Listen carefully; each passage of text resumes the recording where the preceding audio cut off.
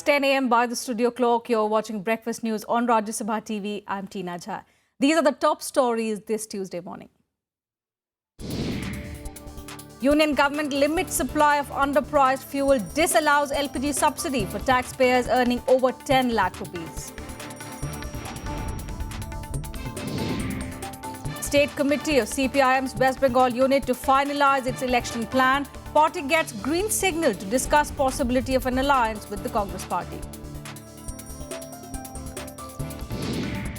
India asks Iran to expedite procedures for its participation in the Farzad B gas field. External Affairs Minister Sushma Swaraj meets Iranian Finance Minister as both countries review progress in trade and economic cooperation. Historic Japan-South Korea agreement to settle issue of comfort women. Japan apologizes to pay $8.3 billion to fund victims who were forced to work in Japanese military brothels during the Second World War. And at least 80 people have been killed by Boko Haram in northeastern Nigerian city of Maiduguri. Militants attack with rocket-propelled grenades and multiple suicide bombers.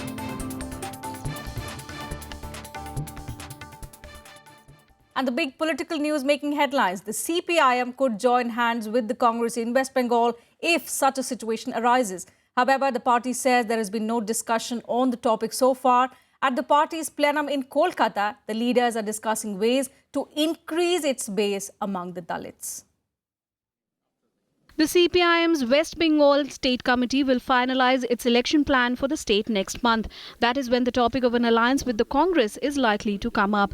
Sources say that CPM General Secretary Sitaram Yechuri has given the green signal to the state committee to discuss the issue. No state committee of the CPIM is autonomous.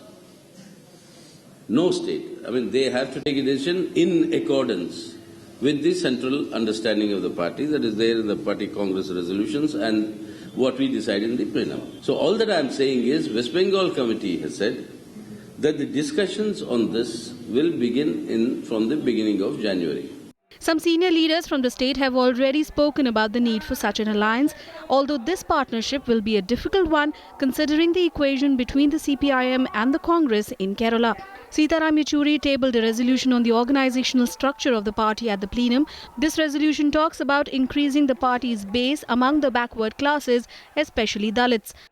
People who could command the influence over crores of Indian Dalits and marginalized people. In spite of all such giants and big movements, why is the status of Dalits and the tribals what it is today? Because the focus was only, like Mahatma Gandhi said, change of heart. Harijan. Changing of heart doesn't give you equality. Changing the economic empowerment gives you the equality. That is the change that we project. The next 3 days at the plenum will be dedicated to discussing this resolution and the report on the party's organizational structure. Shyam Sundar's report from Kolkata for Rajya Sabha TV. Coming back to the national capital, the Aam Aadmi Party-led government has rejected the BJP's claim that Finance Minister Arun Jaitley was cleared by an inquiry panel that had been appointed to investigate alleged irregularities in the DDCA. Chief Minister Arvind Kejriwal hit right back at the BJP over the party's demand for a public apology for targeting the finance minister. A day after the BJP sought a public apology from Delhi Chief Minister Arvind Kejriwal over his allegations against Finance Minister Arun Jaitley, the Aam Aadmi Party convener has categorically refused to do so. On Monday, Kejriwal tweeted that he would not apologize to the BJP as the matter was not resolved yet. The Delhi government has also clarified that the BJP is falsely trying to project the inquiry report as a clean chit to Jaitley. ये report कहती है कि साहब election में घपला, stadium बनाने में घपला, फाइनेंशियल इरेगुलरिटीज, प्रॉक्सी वोटिंग में घपला हो रहा है, डीडीसीए में चारों तरफ घपला ही घपला हो रहा है. मैं पूछना चाहता हूं जो क्लीन चिट का ढिंडोरा पीट रहे हैं, कहां क्लीन चिट मिली है, किस चीज में क्लीन चिट मिली है? केजरीवाल साहब बेबुनियाद बात करने में माहिर हैं. अरुण जेटली ऐसे ईमानदार व्यक्ति पर उन्होंने इस तरह की बात कही. उनके अपने जो अफसर्स की कमेटी थी उसने तो उनके खिलाफ कुछ नहीं पाया. तो केजरीवाल साहब पहले इस बात का जवाब दें कि अगर उनके ऑफिसर्स की कमेटी ने कुछ उनके खिलाफ नहीं पाया, कहा आगे जांच की जरूरत है, तो उन्होंने अरुण जेटली पर इस तरह के अस्तरहीन आरोप क्यों लगाए?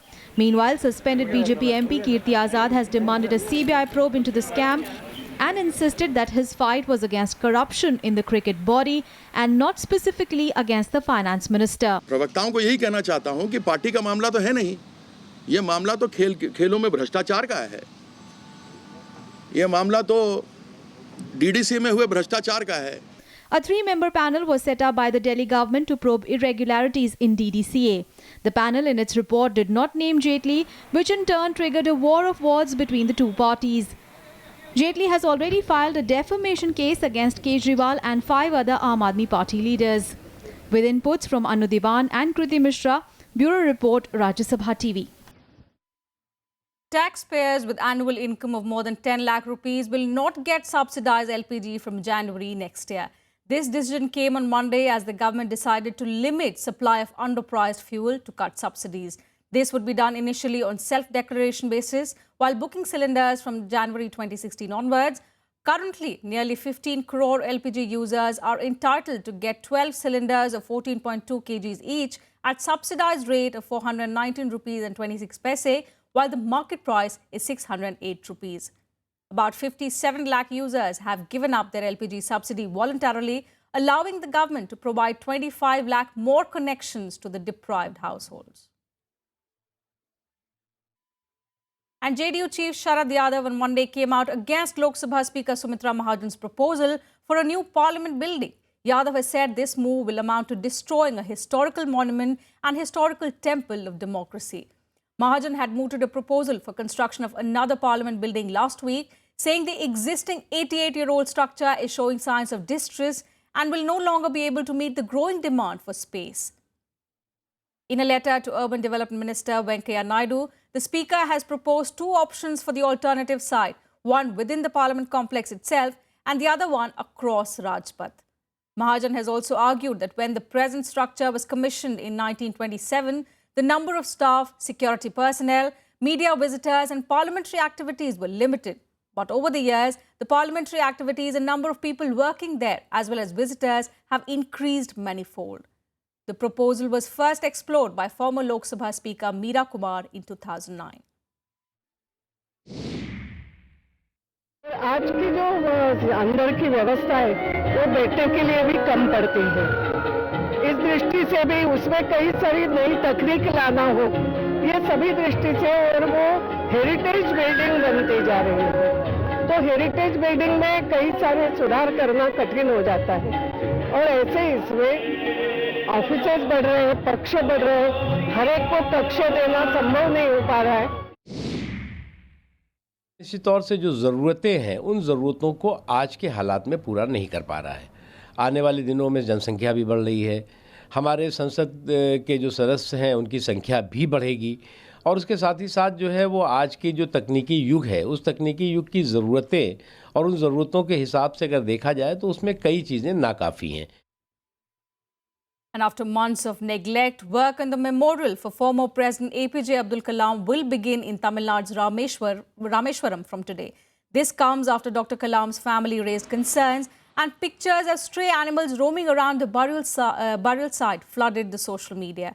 Based on the letter sent by the Union Urban Development Secretary to allocate land to the Tamil Nadu government, orders were issued by Chief Minister J. Jayalalitha in which 1.36 acres belonging to the state government was transferred to the central government for constructing the memorial. Dr. Kalam passed away in July this year in Shillong. And close on the heels of the crippling floods that hit the state, heavy rains are lashing several coastal areas in Tamil Nadu. Normal life in the coastal areas of Ramanathapuram and Tuticorin districts have been affected, with the Met Office predicting more showers in the coming days. The northeast monsoon remains active in parts of southern Tamil Nadu, leading to heavy rains and inundating low-lying areas. The Met Department says heavy rains were likely to occur in the southern coastal districts, especially Tuticorin and Ramanathapuram in the next few days. Based on the alert, the state government has instructed the administration of the districts, especially Tuticorin, which recently witnessed flash floods, to take preventive measures. And now a look at the stories that are expected to develop through the day in our segment, The Day Ahead. Prime Minister Narendra Modi will inaugurate National Conference of SC/STs Entrepreneurs at Vigyan Bhavan in the national capital today. The Minister for Social Justice and Empowerment will also address the conference. It's being conducted to seek the support from the centre in promoting entrepreneurship among Dalits. On the occasion of 125th birth anniversary of Dr. B.R. Ambedkar, Dalit Indian Chamber of Commerce and Industry is organising this event. The Supreme Court will give its verdict on the Kerala liquor policy today. The Apex Court will give its verdict on a batch of petitions from liquor bar owners challenging a judgment of the Kerala High Court upholding the state's new liquor policy to close down all liquor bar hotels except those in the 5-star classification. The judgment will have wide ramifications in other states as well, with Bihar Chief Minister Nitish Kumar also announcing his government's decision to bring prohibition on liquor in the state in a phased manner. Various tribal organizations in Jharkhand have called for a statewide bandh today. The bandh was called in protest against the state government's lingering approach in framing a domicile policy. Jharkhand People's Party, along with its students' wing, All Jharkhand Students Union, Jharkhand Andolankari Manch, have supported the bandh.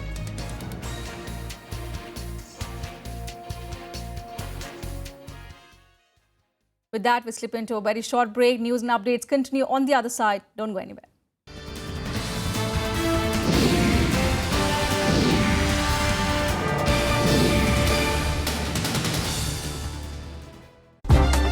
India's star shining in global affairs. The professional army of any country does not have faith, piety and jihad in the name of God. From regional power to assertive global leader. Sri Lanka denies that these violations took place. We want India to be a superpower. We have been doing everything for decades and we have been giving to India everything best we have. Experts debate the nation's foreign policy. We should not have any political preference of ours so far as Nepal is concerned. Taliban were the creatures of Pakistan. Whatever people may say, they were created by Pakistan. India's World with Bharat Bhushan on Rajya Sabha television. Hottest topics. If you can facilitate the opening up and the expansion of the international border trade, you can add to the economy. 370 धारा जो है वो जम्मू कश्मीर को मुल्क के साथ जोड़े रखती है. Candid confessions. The Congress has not been able to communicate. We have to revive our links with the masses. World-class healthcare is available to only a handful of people in this country. Causing controversies. A lot of leaders today think that they rule by divine right. Now, media has become manageable. Watch RSTV engage personalities to the point. Every Wednesday, 10 p.m., Thursday, 1:30 and 5:30 p.m.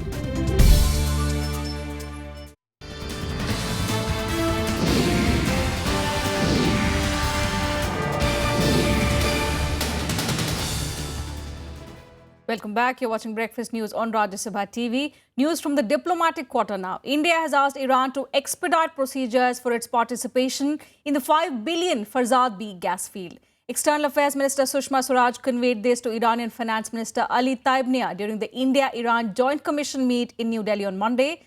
The two leaders also reviewed the progress in trade and economic cooperation between both countries. More details in this report. At the 18th session of the India-Iran Joint Commission in New Delhi on Monday, External Affairs Minister Sushma Swaraj and Iranian Finance Minister Ali Taibnia reviewed the progress in trade and economic cooperation between both countries. Calling Iran an important partner, Sushma Swaraj expressed satisfaction at the growing bilateral interaction in diverse areas. She also underlined the efforts underway to enhance bilateral economic cooperation in different sectors such as energy, infrastructure, which includes shipping, ports and railways, and trade and commerce. The Iranian side suggested participation of India's public and private sectors in development of Chabahar Port and Chabahar Free Trade Zone and in setting up industrial units. The port of Chabahar in southeast Iran is central to India's efforts to circumvent arch-rival Pakistan and open up a route to landlocked Afghanistan, where it has developed close security ties and economic interests. It can also serve as a gateway to the resource-rich countries of Central Asia. India also conveyed to Iran the need for an early completion of all necessary procedures for its participation in the Farzad B gas field. According to a statement by the MEA, the External Affairs Minister emphasized the need for early completion of all necessary procedures for India's participation in the Farzad B field and pointed out India's desire to participate in other oil and gas explorations in Iran as well. Earlier on Monday, the Iranian Finance Minister called on Prime Minister Narendra Modi. During the meeting, the Prime Minister conveyed to the visiting minister that India attaches high importance to its relations with Iran. He also recalled his meeting with Iranian President Hassan Rouhani in Ufa in July on the sidelines of the Shanghai Cooperation Organization. India and Iran established diplomatic links in March 1950 and have since shared strong relations based on high-level exchanges between leaders of both countries. India is also Iran's second biggest customer for oil. Almost 80% of its oil needs and demands is imported from Iran. And as the economy grows at over 7%, the demand is set to rise further. Bureau Report, Rajya Sabha TV. India has committed to deploy a fresh contingent of over 100 paramilitary troops for rendering special police combat and security duties under the United Nations flag in the African nation of Liberia. The all-male personnel unit has been carved out from paramilitary Sashastra Seema Bal. This will be the first squad of the border guarding force to be sent for UN duties in the 52 years of its existence. The contingent, called the Formed Police Unit, is expected to take position in Liberia by late next year. Since 2007, the CRPF is the only Indian force which is deployed in Liberia under the UN umbrella to bring peace and stability in the region and provide security to the locals. And at least 80 people have been killed after Boko Haram extremists struck the northeastern Nigerian city of Maiduguri. The attack was carried out with rocket-propelled grenades and multiple suicide bombers. At least 30 people were killed and more than 90 wounded in overnight blasts, and another 20 were killed at a mosque bombing. The military said there were multiple attacks at 4 southwestern entry points to the city, including a woman suicide bomber who killed 1 person and injured 13 gathered outside a mosque after dawn prayers on Monday. In another blast, 2 girls blew themselves up in Buraburi neighborhood, killing several people. The attack appears to be a challenge to President Muhammadu Buhari's declaration last week that Boko Haram has been technically defeated, capable of no more than suicide bombings on soft targets. Meanwhile, Japan and South Korea have arrived at a historic agreement on comfort women who were forced to work in Japanese brothels during the Second World War. Japan has apologized and will now pay 1 billion yen to the fund victims. The United States, that has been pressuring both sides to settle differences, has welcomed the statement.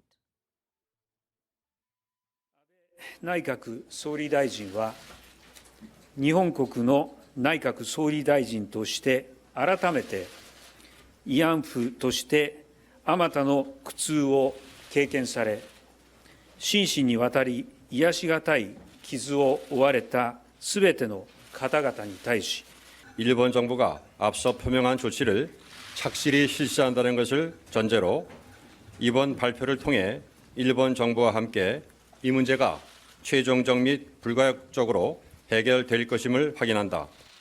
Japan and South Korea reached a historic agreement on the issue of comfort women who were forced to work in Japanese brothels during World War II. Japan has apologized and will pay 1 billion yen or $8.3 million to fund the victims. An estimate suggests up to 2 lakh women were sex slaves for Japanese soldiers during World War II, many of them Korean. 今後、日韓は新しい時代を迎えます。日韓両国が力を合わせて新しい時代を切り開いていくきっかけとしたいと思います。In their first reaction to the landmark agreement, former South Korean comfort women said they were not satisfied at the moment. 여하튼 정부에서 기왕에 이렇게 나가서 그냥 나눠도 해결하시려고 그러니까 애쓰시는 분들도 생각하고 저희는 South Korea's ties with Japan have long been strained by what Seoul sees as Japanese leaders' reluctance to atone to the country's brutal wartime past, including a full recognition of its role in forcing Korean girls and women to work in Japanese military brothels. The issue was a major thorn in the relations between the two countries, who are both major US allies in the region. Washington has welcomed the agreement.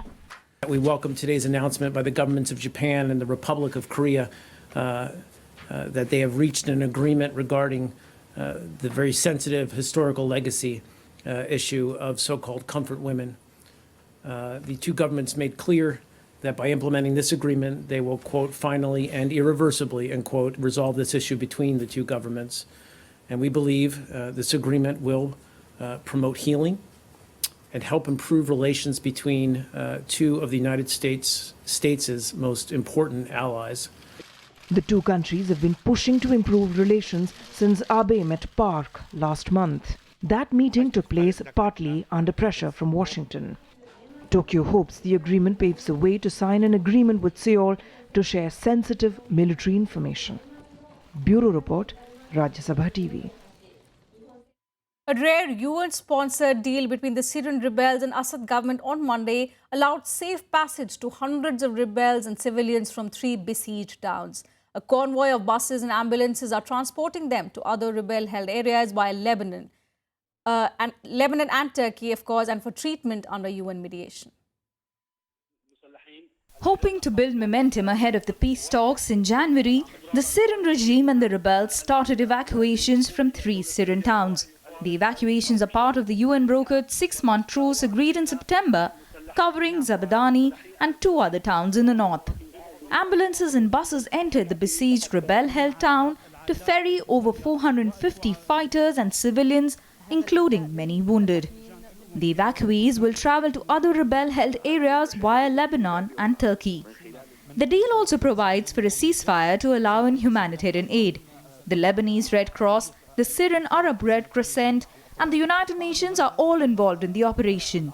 Much of the town was devastated in a major offensive launched in July against the insurgents by the Syrian army backed by Hezbollah. A similar operation to evacuate rebels from the Palestinian refugee camp of Yarmouk outside Damascus collapsed on Saturday, shortly before it was due to start after the death of rebel chief Zahran Aloush in a government airstrike. The United Nations and foreign governments have tried to broker local ceasefires and safe passage agreements as a step towards the wider goal of ending Syria's 5-year-long civil war. Bureau Report, Rajya Sabha TV. And let's now take you through all the other international updates in this quick segment, World Wrap. Severe weather caused flooding across the southern United States and led to a road collapse in South Carolina and 2 barges to sink in Mississippi. Storms have battered large parts of the country, bringing with them floods and tornadoes that have killed more than 40 people during the Christmas holiday period. Heavy rains have also caused severe flooding in parts of Arkansas. By Monday, 11 counties in Arkansas had been declared disaster areas due to the flooding, as per local media reports. British Prime Minister David Cameron met volunteers and soldiers tackling major flooding in the historic city of Yorkshire and promised to review government spending on defences. Hundreds of soldiers have been deployed to evacuate residents and help emergency services. Around 500 properties have been destroyed in floods and 2,000 homes and 400 businesses in Leeds in United Kingdom. In order to tackle the rising air pollution, Italy has adopted emergency measures in 2 of its largest cities, Rome and Milan, as well as some smaller cities and towns. Old vehicles in large parts of the city had already been banned in Rome, while in Milan there would be a total ban on private cars in the city and its hinterland from 10 a.m. to 4 p.m. Ambient pollution detectors in both the cities have registered high levels of microparticles dangerous to health.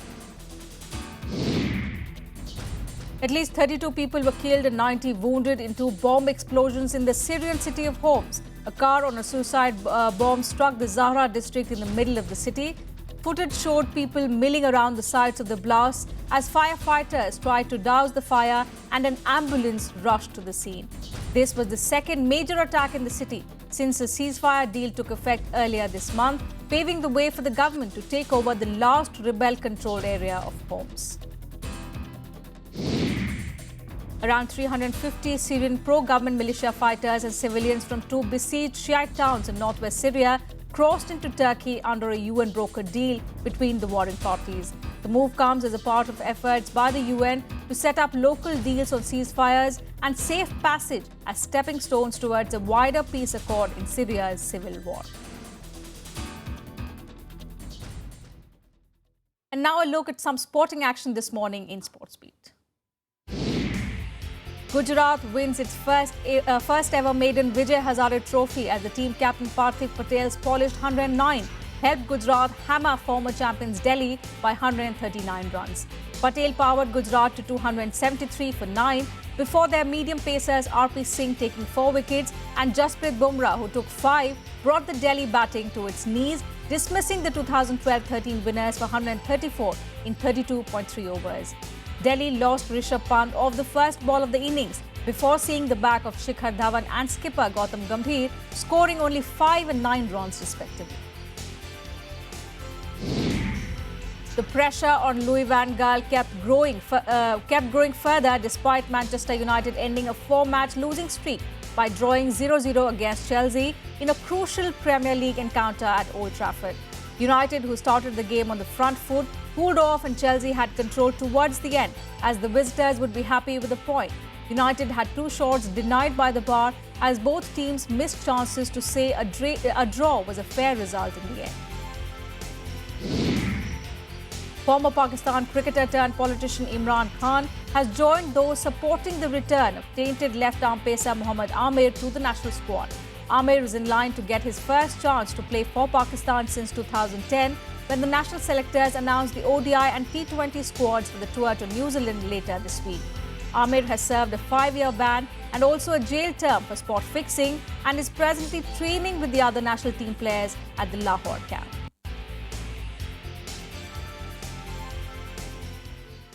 That's it from us in this bulletin. Thanks for watching. Have a nice day.